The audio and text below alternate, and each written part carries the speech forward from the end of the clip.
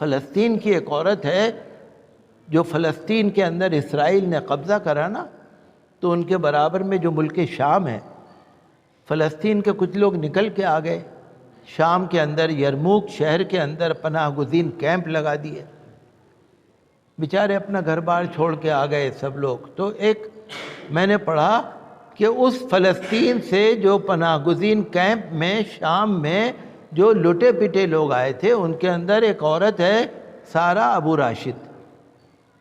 اس نے اپنے آپ کو تعلیم میں، دنیا داری میں اور دینداری میں ہمت نہیں ہاری۔ 8 سال پہلے سارہ ابو راشد اس کیمپ میں سے نکل کے امریکہ گئی،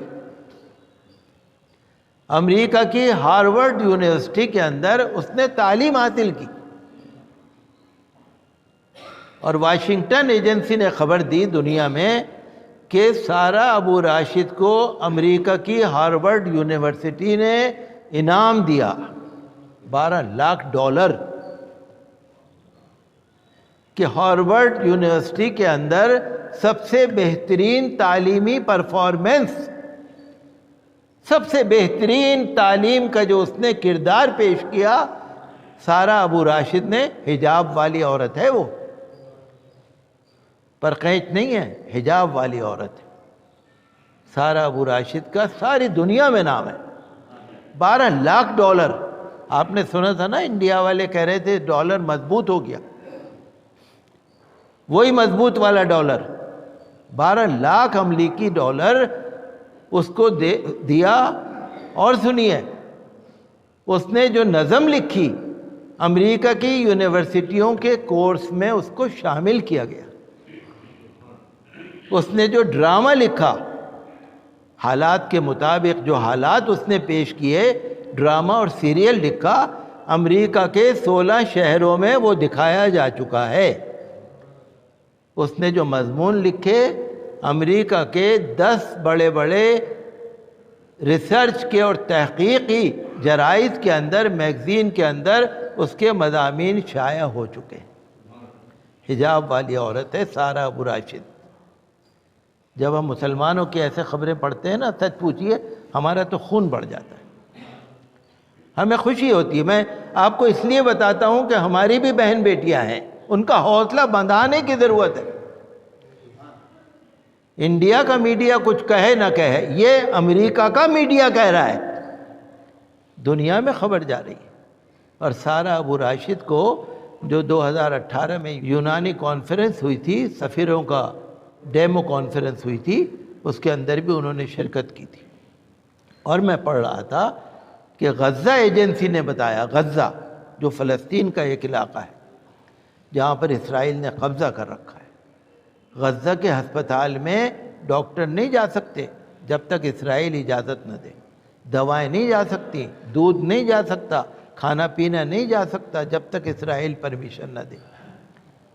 غزہ کے اندر میں نے پڑھا کہ وہاں پر ینگ مسلم ویمن ایسوسی ایشن ہے، عورتوں کی ایسوسی ایشن، اور جو حفظ کرانے کے جو مدرسے ہیں مرکز، انہوں نے ایک قرآن فلیگ مارچ نکالا، قرآن فلیگ مارچ۔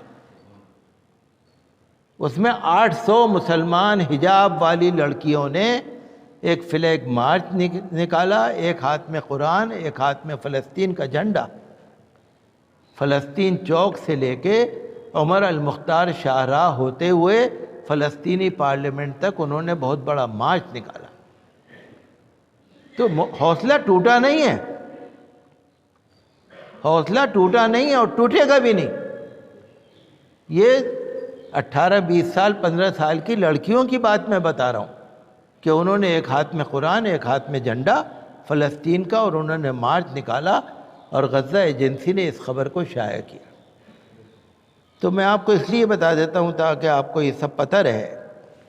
ایک طرف تو فلسطین میں فلسطینی عورتیں یہ کر رہی ہیں، ایک طرف سعودی عرب جو ہے ہیلووین پروگرام دکھا رہا ہے عیسائیوں کا، رقص و سرود، سنیما ہال کھل رہے ہیں، ناچ گانے شروع ہو رہے ہیں، بے حیائی کے کام سعودی عرب میں شروع ہو رہے ہیں۔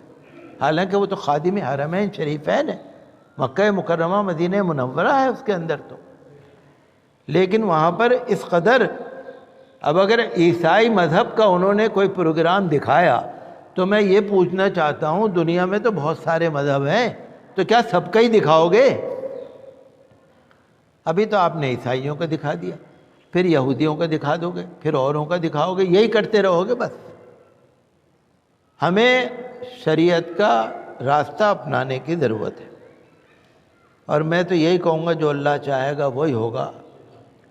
حجاب یا حجاب والی لڑکیاں الحمدللہ بڑی حوصلے ہمت سے آگے بڑھ رہی ہیں، دنیا میں نام کما رہی ہیں۔ ہمیں دین اور دنیا کا، ایک ہاتھ میں دین ہے ایک ہاتھ میں دنیا، دونوں لے کے چلنا ہے۔ اچھا کردار، اچھی عمل، اچھی زندگی، مسلمانوں کی ایسی زندگی جو دوسرے بھی دیکھ کر کہیں کہ ہاں یہ صحابہ کرام رضی اللہ عنہم اجمعین کے ماننے والے ہیں، ایسی زندگی۔